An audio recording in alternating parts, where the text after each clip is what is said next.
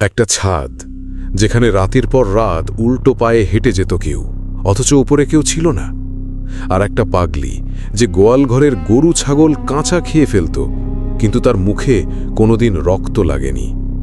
আজ রাতে দুটি ঘটনা শুনুন, যার একটাও শেষ হওয়ার পর আপনি মাথার উপরে তাকাতে ভুলবেন না। শ্রোতা বন্ধুরা, এই মুহূর্তে আপনি যেখানেই আছেন, একবার থামুন, একবার মাথার উপরে তাকান। আপনার বাড়ির ছাদ, যে ছাদটা প্রতিদিন আপনার মাথার উপরে থাকে, সেখানে এই মুহূর্তে কেউ নেই তো? নিশ্চিত তো? কারণ আজকে আমি আপনাদের এমন একটা ঘটনা শোনাব, যেখানে একটা বাড়ির মানুষেরা প্রতি রাতে ছাদে পায়ের শব্দ শুনত। উঠে দেখত কেউ নেই, কিন্তু শব্দটা থামত না। আর সেই শব্দ কেবল পায়ের নয়, পায়ের নখের। উল্টো দিকে বাঁকানো পায়ের নখ, যা মসৃণ সিমেন্টের ছাদে একটা বিশেষ খটখট আওয়াজ তৈরি করে, যা একবার শুনলে ভুলবার উপায় নেই। আর দ্বিতীয় ঘটনা, সেটা আরও বেশি ভয়ঙ্কর। একটা মেয়ে, পাগলি, উস্কো খুস্কো চুল, ছেঁড়া কাপড়, একা ঘুরে বেড়ায় গ্রামে গ্রামে। গ্রামের মানুষ তাকে পাগলি বলে ডাকে, সরিয়ে দেয়। কিন্তু সেই পাগলি একদিন গোয়াল ঘরের একটা ছাগল কাঁচা খেয়ে ফেলল, শুধু হাড়গোড় পড়ে রইল, আর তার মুখে এক ফোঁটাও রক্ত ছিল না।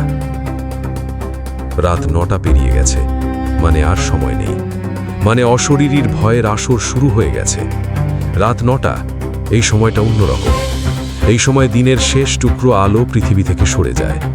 মানুষের মন এই সময় একটু আলগা হয়, ইন্দ্রিয় একটু তীক্ষ্ণ হয়। আর যারা দিনের বেলা লুকিয়ে থাকে, তারা একে একে নিজেদের অস্তিত্ব জানান দিতে শুরু করে। রাত 9টা মানে কেবল একটা সময় নয়, রাত 9টা মানে হলো সেই মুহূর্ত যখন অশরীরীর দরজা খুলে যায়, আর আপনি প্রস্তুত হন এমন কিছু শুনতে যা আপনার ঘুম কেড়ে নেবে। আজকের এপিসোড 137-এ আমি আপনাদের সামনে নিয়ে এসেছি দুটি এমন ঘটনা, যার প্রতিটি মোড়ে আপনার শ্বাস আটকে আসবে। একটি ঘটনা এসেছে ভারতের উত্তর পূর্ব সীমান্তের কাছের এক রাজ্যের একটি পুরনো পাড়া থেকে, যেখানে একটি বাড়ির ছাদে রাতের পর রাত বেতাল হাঁটার একাধিক ভয়ঙ্কর অভিজ্ঞতা হয়েছে। আর দ্বিতীয় ঘটনাটি এসেছে ভারতের মধ্যভাগের এক রাজ্যের একটি গ্রাম থেকে, যেখানে পাগলি রূপে একটি পিশাচিনী ঘুরে বেড়াত, আর যা যা খেত তা কোনো মানুষের পক্ষে খাওয়া সম্ভব নয়। তাহলে সময় নষ্ট না করে শুরু করা যাক। ঘটনা শুরুর আগে আপনাদের কাছে আমার ছোট্ট একটি অনুরোধ, যারা এখনও অশরীরী পরিবারে যুক্ত হননি, তারা প্লিজ সাবস্ক্রাইব বাটন ও পাশের বেল আইকন টিপে সকল নোটিফিকেশন অন করে নিন। আর যারা ইতোমধ্যে সাবস্ক্রাইব করেছেন, তারা আজকের এপিসোডের লাইক বাটনে ক্লিক করুন এবং কমেন্টে লিখুন, আমি প্রস্তুত, যদি আজকের আতঙ্ক সহ্য করার সাহস রাখেন। শুরু করছি আজকের এপিসোড 137-এর প্রথম ঘটনা, ত্রিপুরার সেই অভিশপ্ত বাড়ির ছাদের ভয়ঙ্কর সত্য ঘটনা। এই ঘটনাটি আমাদের পাঠিয়েছেন সুবিমল দেবনাথ। সুবিমল ত্রিপুরার আগরতলা শহরের কাছে একটি মফস্বল এলাকার বাসিন্দা। বয়স তার 37। পেশায় তিনি একটি সরকারি দপ্তরে কেরানির কাজ করেন। শান্ত, গোছানো মানুষ। সংসার বলতে বাবা, মা, স্ত্রী আর একটা ছোট্ট মেয়ে। এই ঘটনাটা তার নিজের বাড়িতে ঘটে যাওয়া। 2023 সালের শেষ দিক থেকে শুরু হয়ে 2024 সালের মাঝামাঝি পর্যন্ত যা চলেছিল, তা তার পরিবারের প্রতিটি মানুষের জীবন বদলে দিয়েছে। অসংখ্য ধন্যবাদ সুবিমলকে এই ভয়ঙ্কর সত্য ঘটনা আমাদের সাথে ভাগ করে নেওয়ার জন্য। ঘটনাটি সুবিমলের ভাষায় বলছি, যেভাবে তিনি বিস্তারিত জানিয়েছেন ঠিক সেইভাবে আপনাদের সামনে তুলে ধরছি। আমাদের বাড়িটা আগরতলার একটু বাইরে, পুরনো একটা পাড়ায়। বাড়িটা বাবা তৈরি করেছিলেন 30 বছরেরও আগে। দোতলা বাড়ি, ছাদে উঠলে দূরে পাহাড় দেখা যায়। আমি ছোটবেলা থেকেই এই বাড়িতেই বড় হয়েছি। এই বাড়ির প্রতিটা কোণ, প্রতিটা সিঁড়ি আমার চেনা। এখানে কোথায় কোন মেঝেতে পা দিলে একটু শব্দ হয়, সিঁড়ির কোন ধাপে একটু কড়কড় করে, সব জানি। তাই যখন প্রথমবার ছাদে পায়ের শব্দ শুনলাম, প্রথমে ভাবলাম ভুল শুনেছি। সেটা 2023 সালের নভেম্বরের কথা। বাইরে ঠান্ডা পড়তে শুরু করেছে। আমি রাত 11টার পরে বিছানায় গেলাম। স্ত্রী ঘুমিয়ে পড়েছেন, মেয়েও ঘুমাচ্ছে পাশের ঘরে।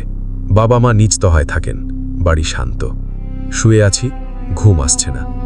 হঠাৎ শব্দ, ছাদ থেকে হাঁটার শব্দ। 1টা, 2টো, 3টে, ধীরে ধীরে এক প্রান্ত থেকে আরেক প্রান্তে।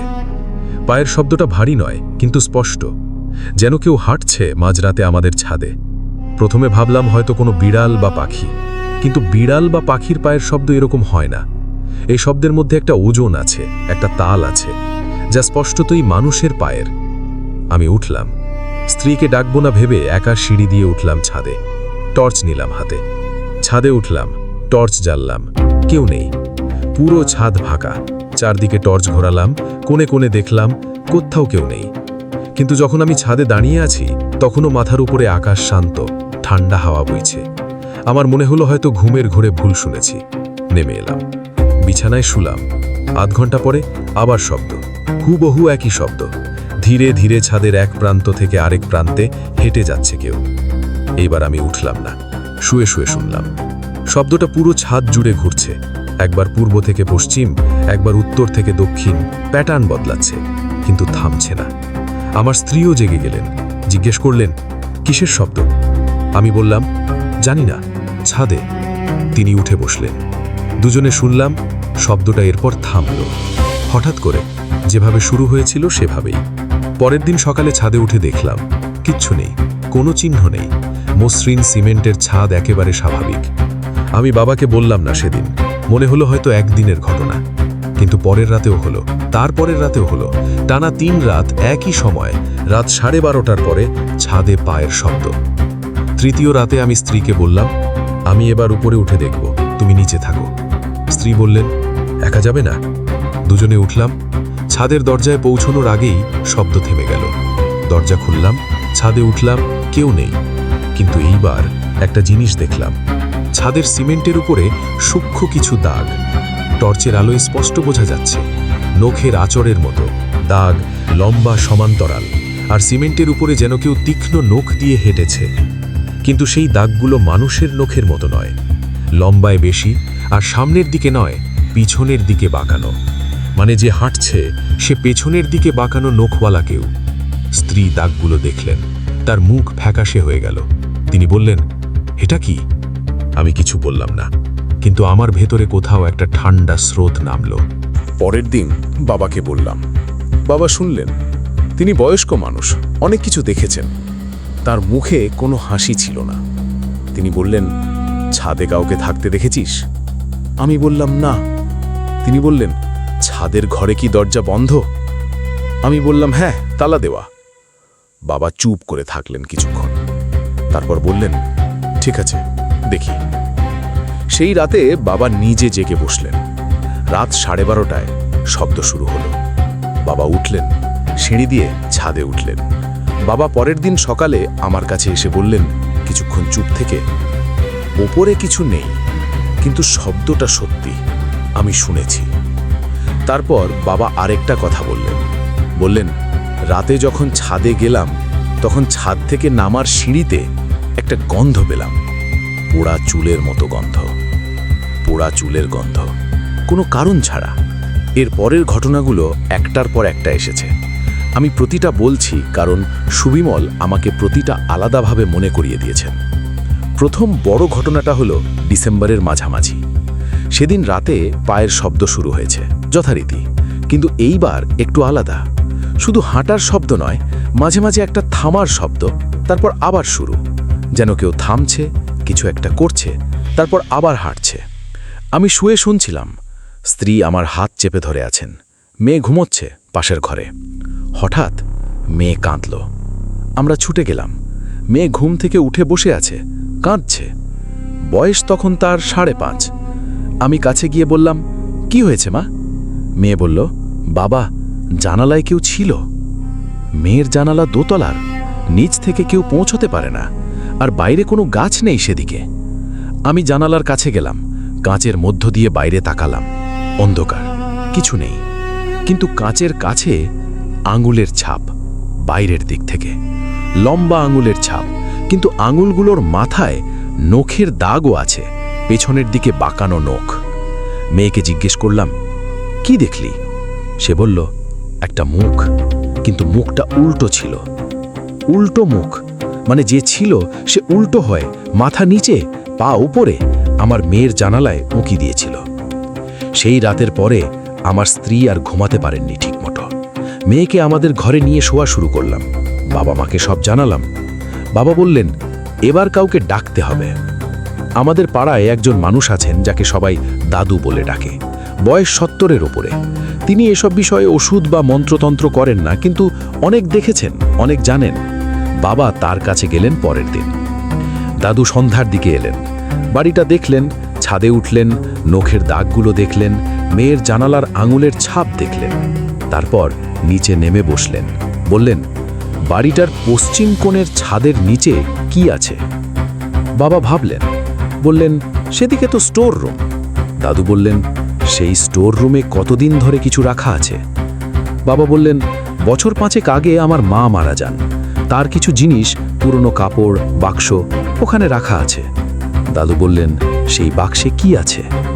বাবা ভাবলেন, বললেন, মায়ের গহনার বাক্স, পুরনো ছবি, একটা পুরনো আয়না। দাদু বললেন, আয়না। একটা কথাই বললেন, আয়না। কিন্তু যেভাবে বললেন তাতে পুরো ঘরে একটা চাপা হাওয়া নামল। দাদু বললেন, পুরনো আয়না, বিশেষত মৃত মানুষের আয়না, সেটাকে সহজে ঘরের মধ্যে রাখা ঠিক নয়। আয়না একটা মাধ্যম হতে পারে, যে আয়নায় অনেক বছর ধরে অনেক মানুষ নিজেকে দেখেছে, সেই আয়নায় অনেক কিছু আটকে থাকতে পারে। আমি জিজ্ঞেস করলাম, মানে ওই আয়নার জন্যই এই সব হচ্ছে? দাদু বললেন, এখনই নিশ্চিত বলছি না, কিন্তু ওই ঘরটা খোলো, আয়নাটা দেখতে চাই। সেই রাতেই স্টোর রুম খোলা হলো। 5 বছরে ঘরটায় কেউ ঢোকেনি। দরজা খুলতেই ভেতর থেকে একটা বাতাস বেরোলো, ভারী, একটু অদ্ভুত গন্ধ মেশানো। আলো জ্বাললাম, ভেতরে বাক্স, পুরনো কাপড়ের স্তূপ, ধুলো, কোণে একটা বড় কাঠের বাক্স। সেটা খুললাম, আয়নাটা ভেতরে, পুরনো, হয়তো 50-60 বছরের পুরনো। কাঠের ফ্রেম কালো হয়ে গেছে, কাঁচটা একটু ঘোলাটে, কিন্তু আয়নার সামনে দাঁড়ালে প্রতিফলন আসে। দাদু আয়নাটা দেখলেন, তারপর বললেন, এই আয়নায় হাত দিও না, এটাকে কাপড় দিয়ে ঢেকে রাখো, উল্টো করে রাখো। আমরা তাই করলাম। সেই রাতে শব্দ হলো না, পরের রাতেও না। আমরা ভাবলাম হয়তো সমস্যা মিটে গেছে, কিন্তু মেটেনি। তৃতীয় রাতে আবার শব্দ, এবং এইবার আগের চেয়েও বেশি জোরে। শুধু হাঁটার শব্দ নয়, দৌড়ানোর শব্দ। ছাদের এক মাথা থেকে আরেক মাথায় দৌড়চ্ছে কেউ, তারপর থামছে, তারপর আবার দৌড়চ্ছে। এবং এইবার একটা নতুন শব্দ যোগ হলো। ছাদের মাঝখানে, যেখানে ছাদের ওপরে একটা পানির ট্যাঙ্ক আছে, সেই ট্যাঙ্কের গায়ে কেউ থাবা দিচ্ছে। লোহার ট্যাঙ্কে সজোরে থাবা, বুম বুম বুম। পুরো বাড়ি জেগে গেল। বাবা মা নিচতলা থেকে উঠে এলেন, আমরা সবাই এক ঘরে। আমার মেয়ে আমার কোলে উঠে বসল, তার শরীর কাঁপছে। সে বলল, বাবা, ওটা এখন ছাদ থেকে নামছে। আমি মেয়ের কথা শুনে বুঝলাম কিছু একটা সিঁড়ি দিয়ে নামছে। সিঁড়ির শব্দ, 1, 2, 3, ধীরে ধীরে নামছে। স্ত্রী আমার হাত চেপে ধরলেন, বাবা দাঁড়িয়ে আছেন। শব্দ এগিয়ে আসছে, সিঁড়ির দোতলার সামনের দরজার কাছে এসে থামল। কেউ কথা বলছে না, শ্বাস বন্ধ করে আছি সবাই। তারপর দরজার নিচে দিয়ে একটা কিছু ঢুকলো। আলোতে দেখা যাচ্ছে দরজার ফাঁক দিয়ে একটা হাত নয়, একটা আঙুল, একটা মাত্র আঙুল, লম্বা, অস্বাভাবিক লম্বা, এবং আঙুলের নখটা পেছনের দিকে বাঁকানো। সেই আঙুল মেঝেতে একটু এগোলো, তারপর থামল। আমার মা চিৎকার করলেন। সেই মুহূর্তে আঙুল সরে গেল। বাইরে কোনো শব্দ নেই, সিঁড়িতে কোনো শব্দ নেই, কিন্তু সেই আঙুল আমরা সবাই দেখেছি। পরের দিন ভোরে দাদুর কাছে গেলাম, তাকে সব বললাম। দাদু শুনে গম্ভীর হলেন, বললেন, এটা শুধু আয়নার সমস্যা নয়, এর চেয়েও বড় কিছু। ছাদে যা হাঁটছে সে শুধু থাকছে না, সে নামতে চাইছে, সে ভেতরে আসতে চাইছে। আমি জিজ্ঞেস করলাম, কেন? দাদু বললেন, কারণ এই বাড়িতে কিছু একটা আছে যা তাকে টানছে। আয়না একটা কারণ হতে পারে, কিন্তু আরেকটা কারণ হতে পারে এই বাড়ি যেখানে তৈরি হয়েছে সেই জমিতে কোনো সমস্যা আছে। দাদু জিজ্ঞেস করলেন, এই জমিতে বাড়ি তৈরির আগে কি ছিল? বাবাকে জিজ্ঞেস করলাম। বাবা ভাবলেন, তারপর বললেন, আমি শুনেছি এই জায়গায় আগে একটা পুকুর ছিল, পুকুর ভরাট করে বাড়ি হয়েছে। দাদু বললেন, পুকুর? আবার সেই একটা শব্দ। বললেন, জলাশয়ের ওপর বাড়ি তৈরি করলে কিছু সত্তা বিরক্ত হয়। জলের নিচে তারা থাকত, পানি সরে গেলে তারা উপরে আসে, সেই বাড়িতে তারা থাকে, রাতে বেরোয়। দাদু বললেন, তোমার বাড়ির ছাদে যা হাঁটে সে জলের সত্তা, তাই তার পায়ের নখ পেছনে বাঁকানো। জলের তলায় যে সত্তারা থাকে তাদের শরীর আমাদের মতো নয়। দাদু কিছু ব্যবস্থা দিলেন, বাড়ির চারদিকে কিছু জিনিস পুঁতে দিলেন, কিছু মন্ত্র পড়লেন। আয়না বাড়ির বাইরে নিয়ে যেতে বললেন, কোনো জলাশয়ে ভাসিয়ে দিতে। আমরা সব করলাম। আয়না নিয়ে গেলাম এক পুকুরে, ভাসিয়ে দিলাম। সেই রাতে আর শব্দ হলো না। পরের সপ্তাহে শব্দ হলো না। কিন্তু ঘটনা এখানেই শেষ হয়নি, কারণ এর 2 মাস পরে আরেকটা ঘটনা হলো যা আমাকে আজও ভাবায়। সেটা ছিল 2024 সালের ফেব্রুয়ারি মাস। বাড়িতে সব শান্ত হয়ে গেছে, আমরা অনেকটা স্বাভাবিক হয়েছি। মেয়ে আবার নিজের ঘরে ঘুমাচ্ছে। সেই রাতে আমার স্ত্রী রাত 3টের দিকে উঠলেন বাথরুমে যাওয়ার জন্যে। বাথরুম থেকে বের হয়ে ঘরে ঢুকতে যাবেন, থামলেন। করিডোরের শেষে ছাদে ওঠার সিঁড়ির দরজাটা খোলা। সেই দরজায় তালা দেওয়া ছিল, আমি নিজে দিয়েছিলাম। তালা খোলা, দরজা সামান্য ফাঁক। স্ত্রী আমাকে ডাকলেন, আমি উঠলাম, দেখলাম তালা সত্যিই খোলা। আমি সিঁড়িতে পা দিলাম, উপরে যাব ভাবছি। স্ত্রী আমার হাত ধরলেন, বললেন, যেও না। আমি থামলাম। দুজনে করিডোরে দাঁড়িয়ে তাকিয়ে আছি সেই খোলা দরজার দিকে। তখন উপর থেকে একটা শব্দ, কিন্তু এইবার হাঁটার শব্দ নয়, গান। হুমড়ি খাওয়া গলায়, কোনো সুর নেই, শুধু একটা গুনগুন, যেন কেউ কোনো ভাঙা সুরে কিছু গাইছে। অদ্ভুত সেই আওয়াজ, মানুষের গলার মতো নয় একেবারে, কিন্তু মানুষের গলার কাছাকাছি। স্ত্রী আমার হাত আরো শক্ত করে ধরলেন। সেই গুনগুন কয়েক মিনিট চলল, তারপর থামল। তারপর ছাদের দরজা আস্তে আস্তে বন্ধ হলো। তালা কোনো হাত ছাড়াই আটকে গেল। আমরা সেই রাতে আর ঘুমাইনি। পরের দিন দাদুকে জানালাম। দাদু বললেন, সে চলে যায়নি, সে এখনো আছে। আয়না সরালে সে একটু দুর্বল হয়েছে, কিন্তু যাকে জলের নিচের মাটি ধরে রাখে সে সহজে যায় না। দাদু এইবার আরও গুরুতর ব্যবস্থা নিলেন। বাড়ির পশ্চিম কোণে, যেখানে আগে পুকুরের কেন্দ্র ছিল বলে বাবা আন্দাজ করেছিলেন, সেখানে মাটি খুঁড়ে কিছু একটা করলেন। কি করলেন আমাকে দেখতে দিলেন না। বললেন, এর পরে যদি আবার শব্দ হয় তাহলে উপরে যাবে না, শুয়ে থাকবে, পড়তে থাকবে। কিছু কথা বলে দিলেন পড়ার জন্যে। সেই রাতে শব্দ হলো, কিন্তু আগের চেয়ে কম। পরের রাতে আরও কম। 1 সপ্তাহের মধ্যে শব্দ পুরো থেমে গেল। সেই থেকে 5 মাস হয়ে গেছে। ছাদে আর কোনো শব্দ নেই, সিঁড়িতে কোনো আওয়াজ নেই। মেয়ে নিজের ঘরে ঘুমাচ্ছে। কিন্তু সুবিমল আমাকে শেষে একটা কথা বললেন। বললেন, ভাই, একটা জিনিস আমাকে আজও কষ্ট দেয়। মেয়ে সেই রাতে বলেছিল মুখটা উল্টো ছিল, মানে মাথা নিচে, পা উপরে, সে দোতলার জানালায় উকি দিচ্ছিল। সেই ছবিটা আমার চোখ থেকে যায় না। কোনো মানুষের পক্ষে এটা সম্ভব নয়, কোনো পশুর পক্ষেও নয়। তাহলে কে ছিল? উত্তর নেই। কিন্তু ছাদের সেই নখের দাগগুলো এখনো আছে, সিমেন্টে স্থায়ীভাবে আঁকা। দাদু বলেছিলেন, দাগগুলো মুছতে চেষ্টা করো না, এগুলো সত্তার চিহ্ন। মুছতে গেলে রাগ করে ফিরে আসতে পারে। তাই দাগগুলো আছে। আর প্রতিদিন সকালে ছাদে উঠলে সুবিমল সেই দাগগুলো দেখেন আর মনে মনে চুপ করে থাকেন। এই ছিল আজকের প্রথম ঘটনা। রাত 9টা মানেই অশরীরীর ভয়ের আসর। এখানে গল্প নয়, ঘটনা শোনানো হয়। ঘটনাটি কেমন লাগলো অবশ্যই কমেন্ট বক্সে জানাবেন। আপনারা কি ধরনের ঘটনা শুনতে চান সেটাও কমেন্টে জানাতে পারেন। আর মনে রাখবেন, অশরীরী কখনো কালো জাদু, অন্ধবিশ্বাস ও কুসংস্কারকে প্রমোট করে না। অশরীরীর সকল ঘটনা আপনি বিশ্বাস করবেন কি করবেন না সেটা একান্তই আপনার নিজের ব্যাপার। তবে বিনোদন হিসাবে নেওয়াই হবে বুদ্ধিমানের কাজ। এবার প্রস্তুত হন আজকের দ্বিতীয় ঘটনার জন্যে। এবার আমরা পাড়ি দেব ভারতের মধ্যভাগের এক রাজ্যের এক ছোট্ট গ্রামে, ঝাড়খণ্ডের এক প্রত্যন্ত জনপদে। সেখানকার মানুষ তাকে পাগলি বলতো, কিন্তু সেই পাগলি আসলে পাগল ছিল না। সে ছিল এমন কেউ যার ক্ষুধা মেটাতো না কোনো রান্না করা খাবারে, যে খেত কাঁচা, জীবন্ত, রক্তাক্ত, আর তারপর মুখে কোনো দাগ থাকতো না। এই ঘটনা শোনার পরে আপনি রাস্তায় কোনো পাগলিকে দেখলে একটু দূরে সরে যাবেন, এটা আমি নিশ্চিত। দ্বিতীয় ঘটনা, ঝাড়খণ্ডের সেই পিশাচিনীর ভয়ঙ্কর সত্য ঘটনা। এই ঘটনাটি আমাদের পাঠিয়েছেন রাহেলা বেগম। রাহেলার বাড়ি পশ্চিমবঙ্গের পুরুলিয়ায়, কিন্তু তার বাপের বাড়ি ঝাড়খণ্ডের একটা ছোট্ট গ্রামে। সেই গ্রামেই এই ঘটনাটা ঘটেছে।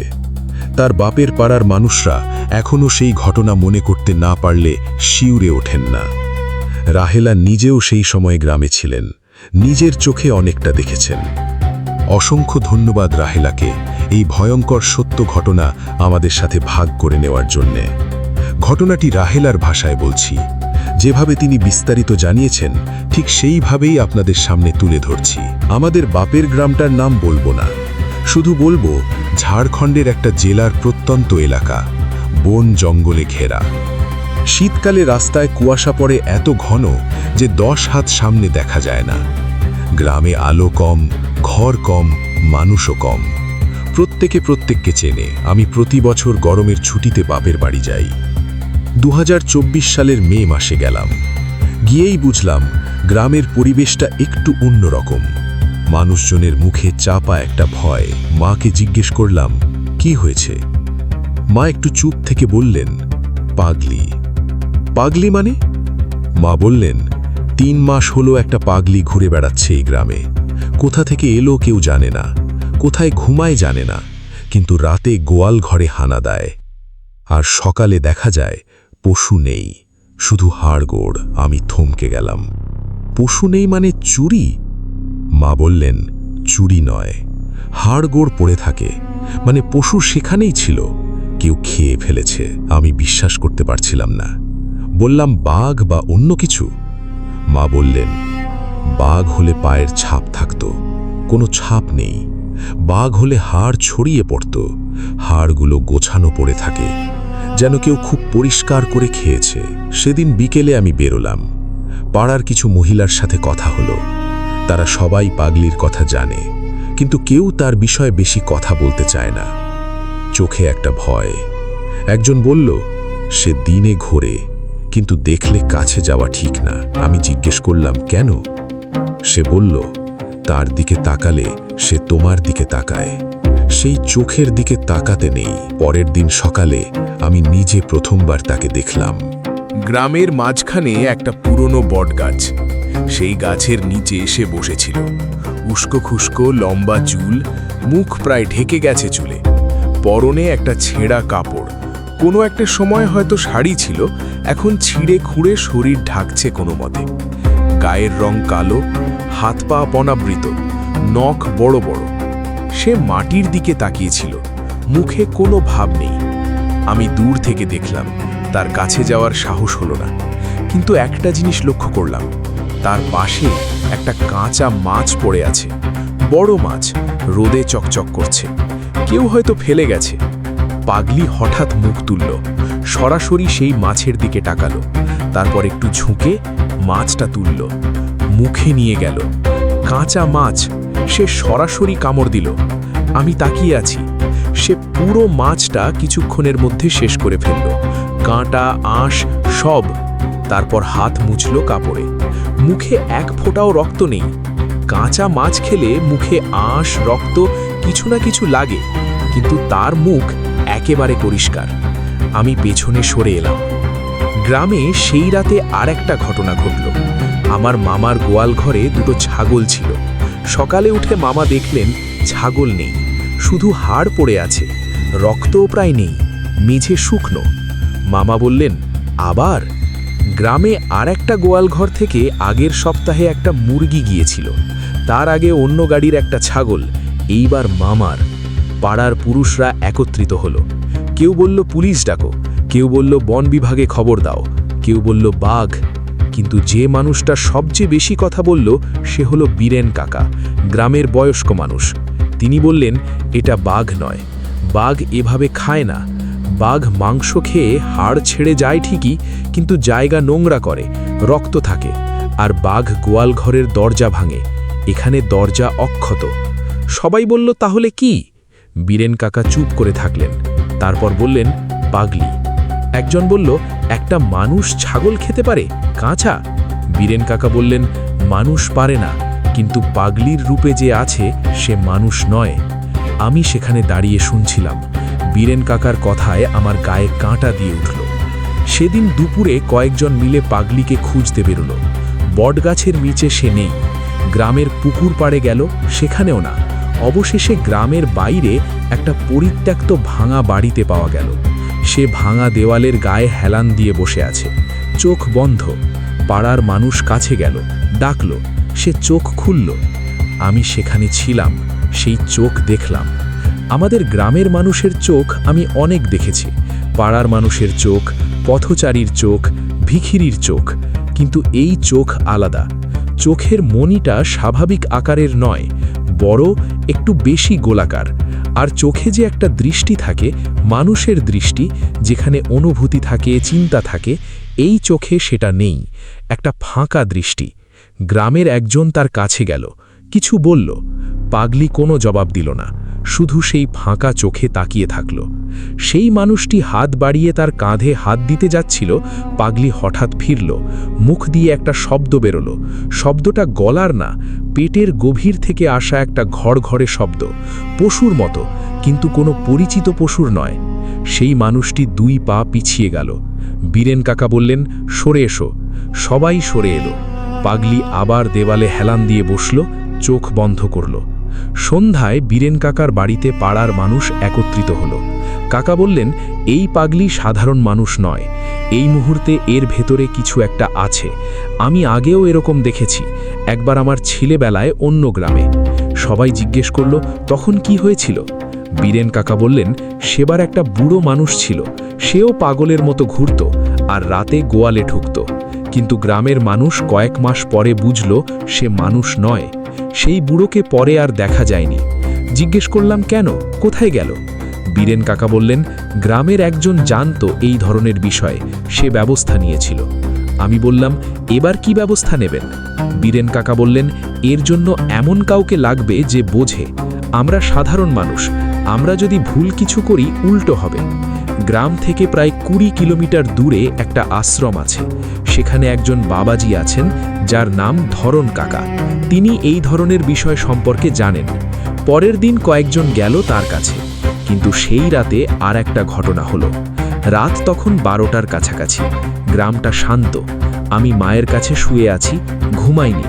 হঠাৎ বাইরে শব্দ, কুকুর ডাকছে, কিন্তু সেই ডাক অন্যরকম, ভয় পাওয়া কুকুর যেভাবে ডাকে সেভাবে।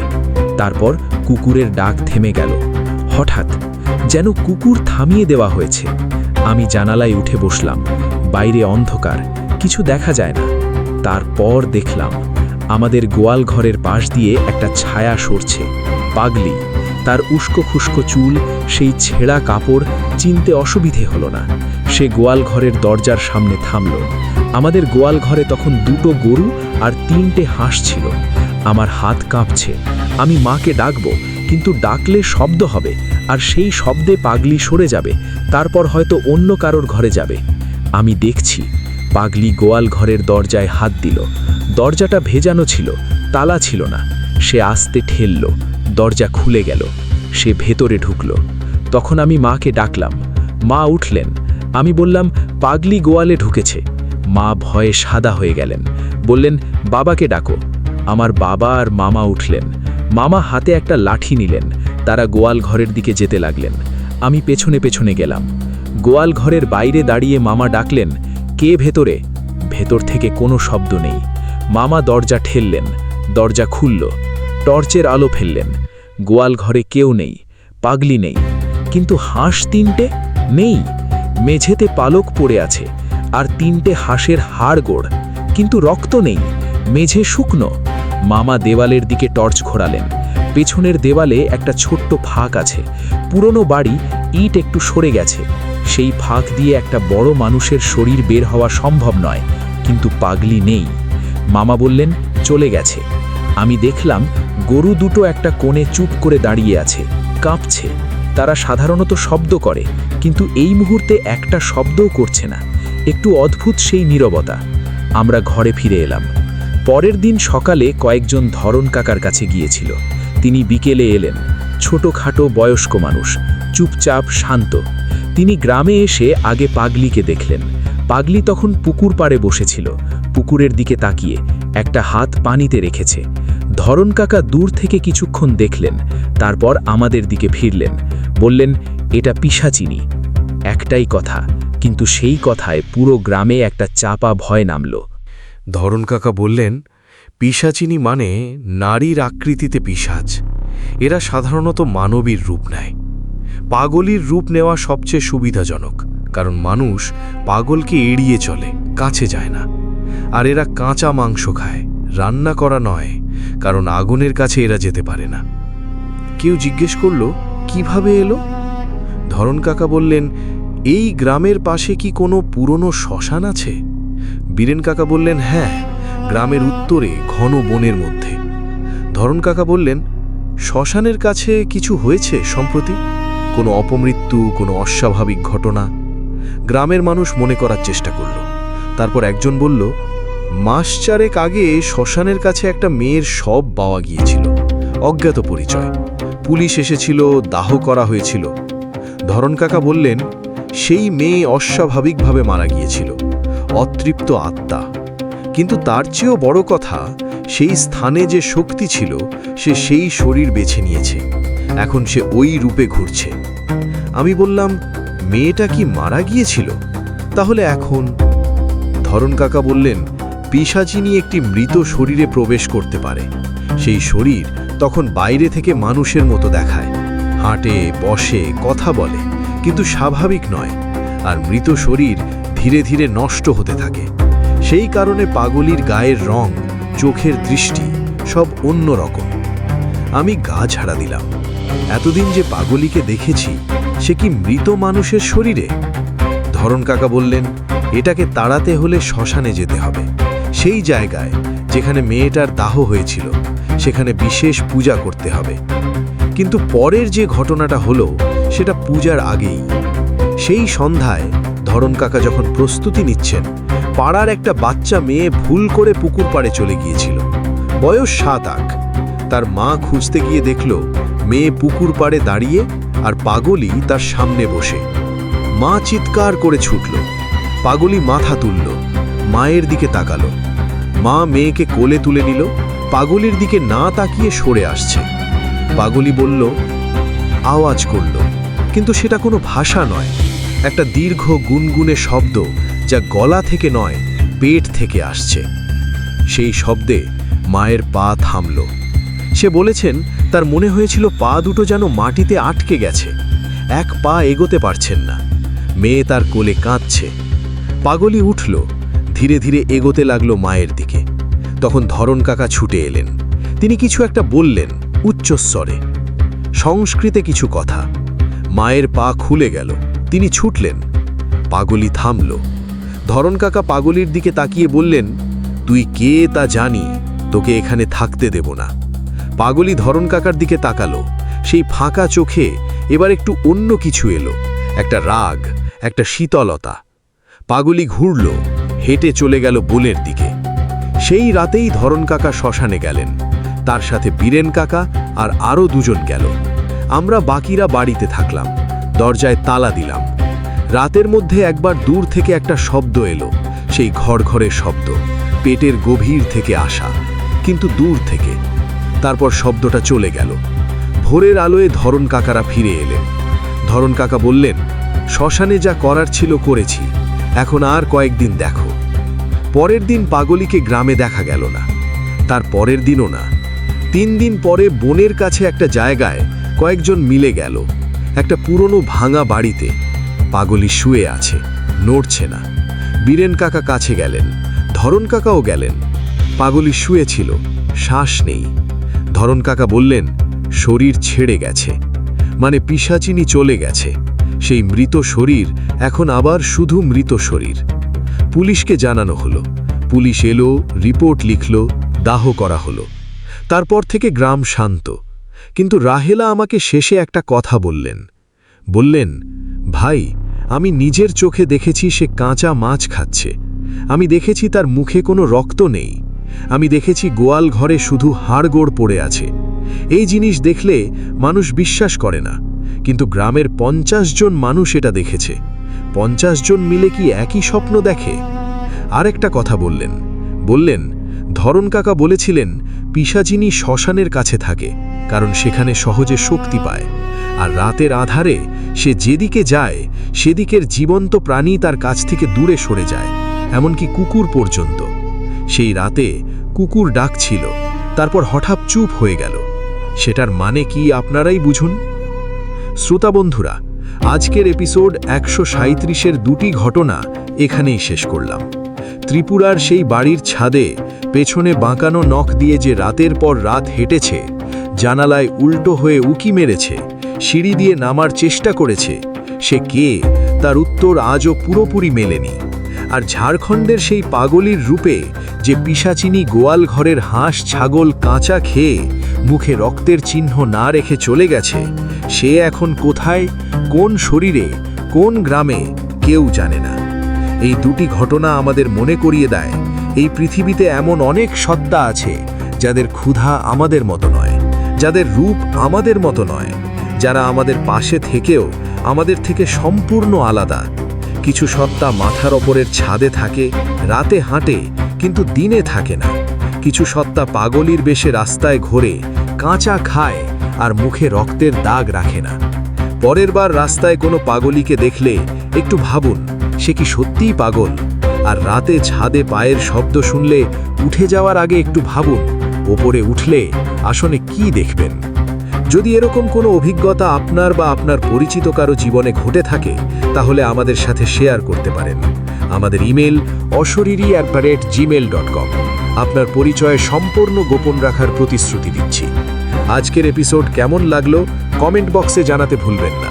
লাইক দিন, আপনার প্রিয়জনের সাথে শেয়ার করুন। যারা এখনও সাবস্ক্রাইব করেননি, প্লিজ এখনই সাবস্ক্রাইব করুন এবং বেল আইকন অন করুন, যেন পরের এপিসোড প্রকাশ হওয়ার সাথে সাথে নোটিফিকেশন পান। মনে রাখবেন, রাত 9টা মানেই অশরীরীর ভয়ের আসর।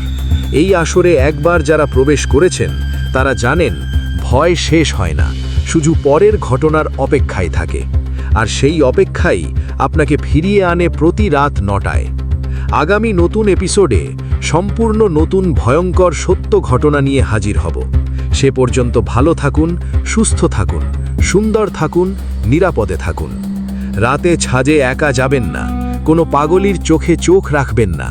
আর গোয়াল ঘরে সকালে গিয়ে যদি দেখেন পোষো নেই, শুধু হাড়গোড়, দরজা বন্ধ করে চলে আসুন। কিছু প্রশ্নের উত্তর না জানাই ভালো। আল্লাহ হাফেজ।